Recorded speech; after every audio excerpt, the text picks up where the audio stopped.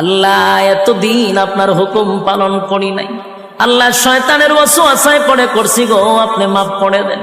চোখের পানিগুলো ছেড়ে দিয়া যদি আল্লাহর দরবারে আপনি দরখাস্ত করেন, আমার আল্লাহ বলেন বান্দারে যৌবনকালে যদি একবার ডাক দেস, আমি ৭০ বার বান্দা তোর ডাকে জবাব দিই।